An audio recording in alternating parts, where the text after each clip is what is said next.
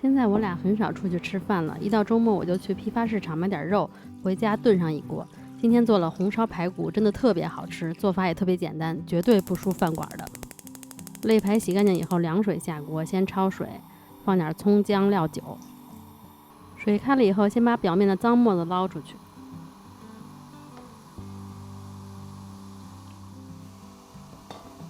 然后再把排骨捞出去。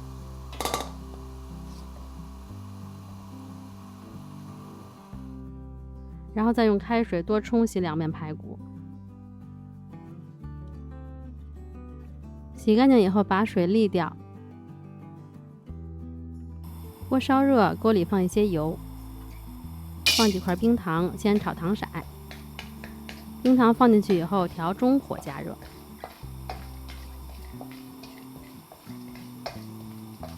冰糖慢慢的融化成焦糖色，这个时候可以先调小火。如果你怕糊锅的话，也可以先关火，然后放入葱姜八角桂皮，让锅降温，翻炒一下，然后再放入排骨翻炒。排骨一放进来以后，这个锅里的温度又降下来了，这个时候就可以调中火翻炒了。要多翻炒一会儿，炒到这个排骨变色了，不这么白了，炒到每块排骨上面都均匀的裹满了糖。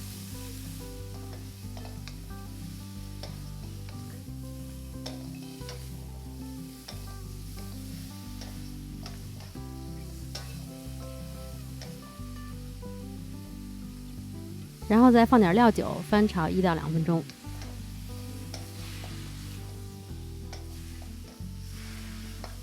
再放点老抽酱油，老抽是上色的，然后再放点生抽酱油，生抽是提鲜的。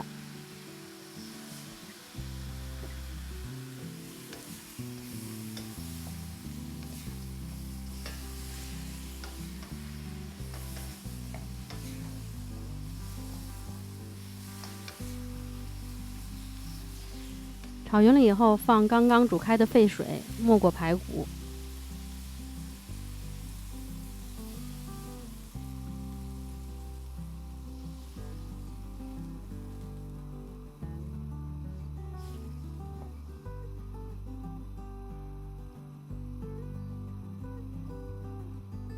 再次开锅以后，就盖上盖子，转小火炖1个小时左右。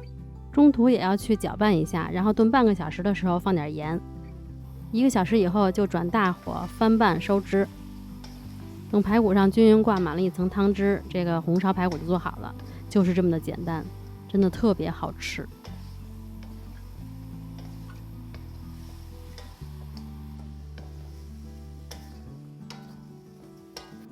开吃，排骨红亮诱人，咸甜适中，你也赶快做起来吧。